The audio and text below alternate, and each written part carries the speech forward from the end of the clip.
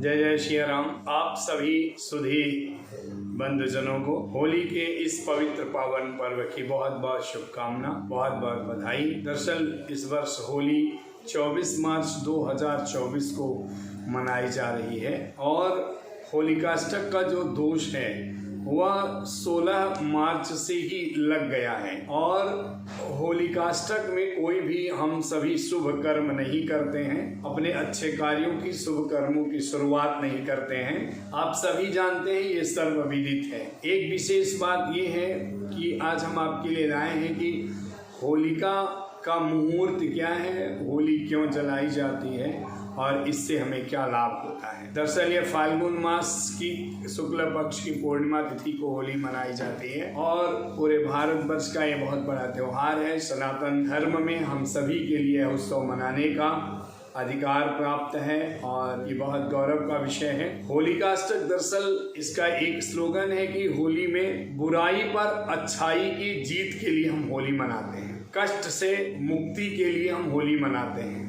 अनिष्ट और अशुभ को दूर करने के लिए हम होली मनाते हैं, अधर्म पर धर्म की जीत के लिए हम होली मनाते हैं। जैसा कि सब जानते हैं कि हिरण्यकश्यप एक राक्षस था और उसका पुत्र प्रहलाद भगवान विष्णु का भक्त था और वह भगवान विष्णु से नफरत करता था, विरोधी था और स्वयं को ही विष्णु कह करके और अपनी पूजा कराता था। जब अपने ही पुत्र को मारने पर उद्धृत हुआ और उनको किसी प्रकार से न मार सका, भगवान स्वयं प्रहलाद की रक्षा के लिए हर जगह तत्पर रहे, तो उसने एक षड्यंत्र रचा और होलिका जो हिरण्यकश्यप की बहन थी उसको अग्नि से न जलने का ब्रह्मा के द्वारा वरदान प्राप्त था। तो उसने होलिका को, पुत्र प्रहलाद को गोद में लेकर के मारने का षड्यंत्र रचा।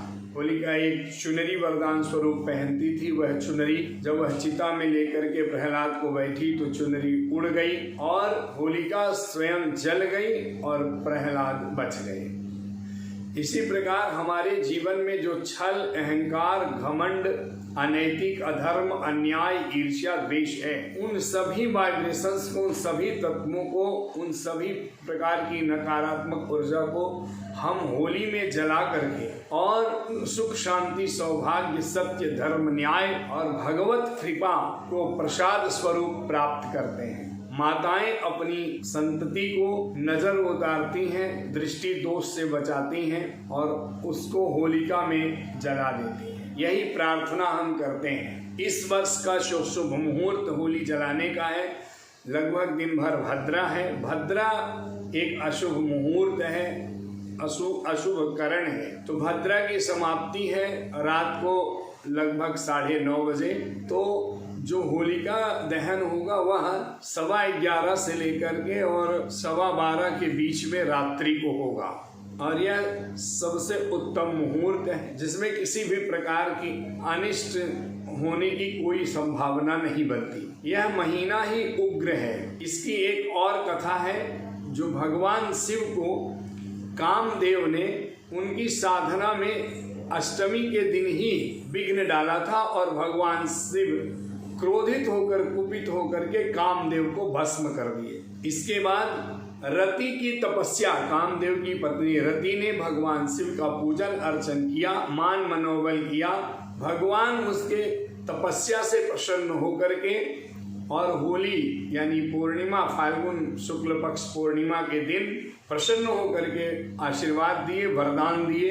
इसलिए आम जनमानस का सर्वविध कल्याण हो, इसलिए भी होलिका मनाई जाती है। होली का त्योहार ज्योतिष की गणना से अगर हम देखें तो रंगों का त्योहार है। अगले दिन चैत्र मास की कृष्ण पक्ष की प्रतिपदा तिथि से लेके 5 दिन तक हम रंग उत्सव मनाते हैं। तरह तरह के रंग, गुलाल और फूलों की होली खेलते हैं। मथुरा वृंदावन में, ब्रज की भूमि में 1 माह पहले से ही होलिका मनाई जाती है और अलग अलग जो रंग हैं, कलर हैं, अलग अलग ग्रहों के प्रतीक हैं और हमारे जीवन में सभी रंगों की खुशहाली चढ़े, इसलिए हम रंगोत्सव करके अपनों के बीच में सभी प्रकार की दूरियां, मतभेद, मनभेद, गिले शिकवे को भुला करके और एक दूसरे को रंग से, अबीर से, गुलाल से रंगते हैं और अपनाते हैं। हर्षोल्लास के साथ, उमंग उत्साह के साथ रंगोत्सव मनाते हैं, धुरेड़ी मनाते हैं,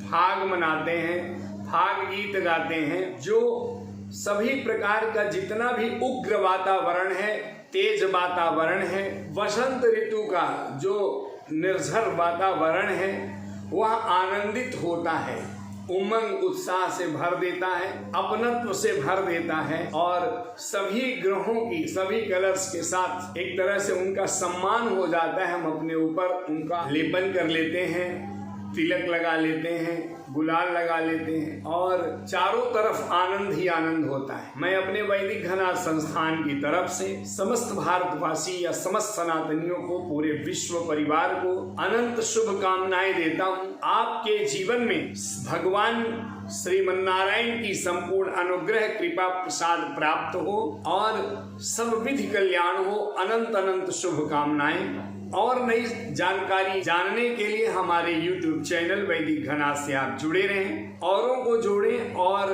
भारतीय संस्कृति और संस्कार को आगे बढ़ाने के लिए इसके सहभागी बने। यह मेरी आप सभी से करबद्ध प्रार्थना है। जय जय सिया राम।